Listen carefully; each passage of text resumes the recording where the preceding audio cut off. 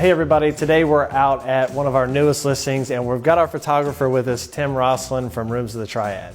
So today we'll be doing an interesting exercise comparing photos taken by me and then photos taken by Matt here. And these are even just photos taken from generally the same spot that I took them from. And so the goal is to help show you the differences between a professional photo and then an amateur photo, even taken just from the same spot. Photos are the number one thing that draws people in. Everyone's starting their home search online, and by having professional quality, it really helps give the best exposure to the home.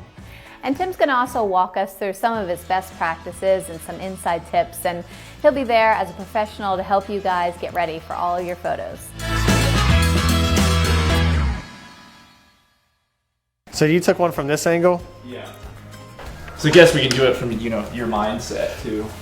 Yeah, my mind. You're not going to have my eye. I'm not, dude. I don't have your eye. I'm not trained.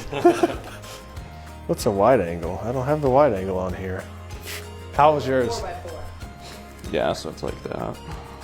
And the actual is that, so I can't get that wide, but yeah, like this is way more true. It's way more true to life. And like that's almost too wide. It gets like that fish. Yeah, it's that bowl look or yeah, something. Definitely.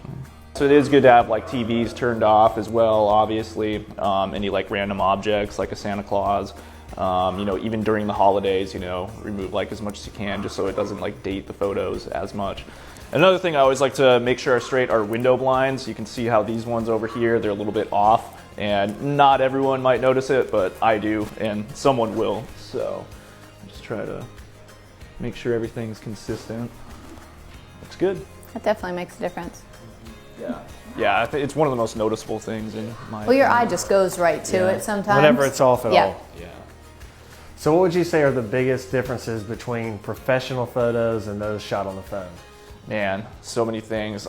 So the things that a broker would see, I've seen just photos of weird things, like pictures of a sink with the water turned on. It's like, oh great, the house has running water. Yeah. Okay, I'll take it, Whereas a professional, they'll see like what they can walk right into a room. Like I can walk right into a room and just see like what angle will be best, and I'll slowly walk around and see if there's better angles. And but a professional can walk in and get most, if not all, of the best angles of a room just quickly like that. Whereas someone who's not a professional, they're not going to be able to do that, and it's just not going to look the same, And if you put the photos side by side, obviously you can tell that there is a difference. And then the editing as well. I have an editing process that I perfected over years doing this, and and just. So it's just that knowledge that, that just makes it, and I do it every day. So yeah, I know what I'm doing. Absolutely. So in the kitchen, what angles do you look for? Every angle, basically. So the kitchen is, basically it's right up there. It's the most important room of the house, like with the living room, just because it's just one of the main areas of the house. It's like the social, gathering area. So a lot of people like to have, a great kitchen. And so in a kitchen like this, I just sort of just go around and just take every angle. Sometimes I'll cut photos later, but I try just to, go around and just try every angle that I can, and then just see what it looks like later in post. So I try a lot of straight on shots, rooms that show the room as a whole, and then sometimes closer up detail shots that show sinks and ovens, and if you have a nice appliance or something like that.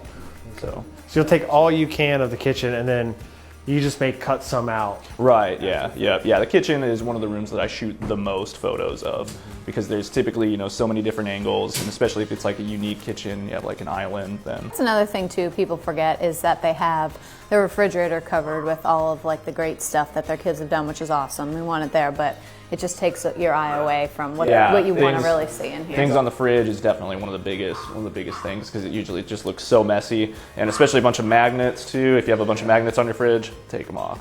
And fridges, they just look great, nice and clear, especially if it's stainless. That'll help a lot.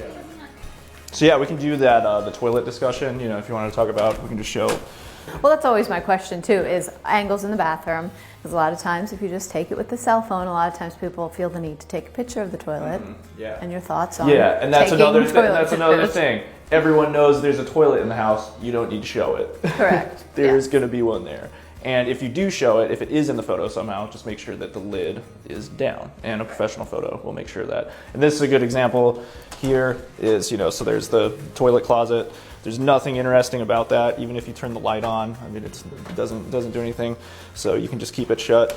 Most people are going to know that the toilet's right behind there. So. And in our remarks anyway, you know, you'll put you'll know how many bathrooms or whatever. Yep, exactly. That's your number one thing, is when you see a photo and the toilet seat's up. I do have a hard time with that. That is the one. That is probably the biggest amateur mistake. You know, the difference between a professional photographer and just an amateur. Like, most people will forget to, you know, put the toilet seat down, or there will be like things cluttered. There'll be toilet paper. Like, the toilet paper will be, you know, it'll be hanging down and not rolled up.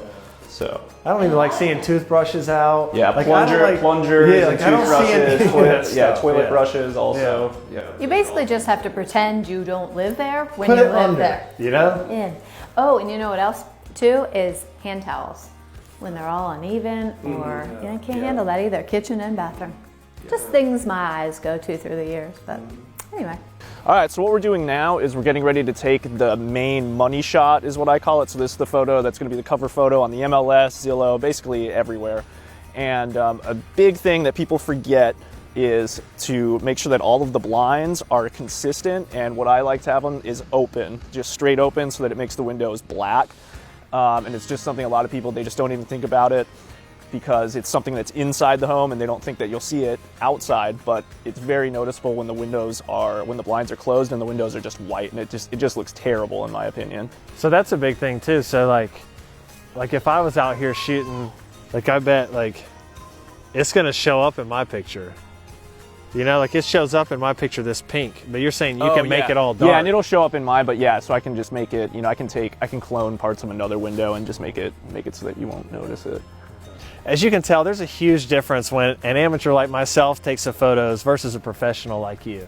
And that's even after you see where I took the photos from the same spot. It would be a lot different still if you just went in by yourself and just did what you thought to do.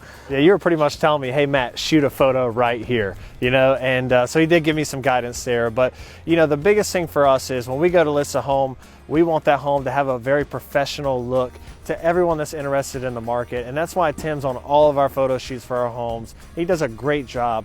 Again, he's with Rooms of the Triad. He's the owner of the company, and I can't say enough great things about him. For more info and tips on getting your home perfect for those professional photos, make sure you check out our podcast with Tim as well.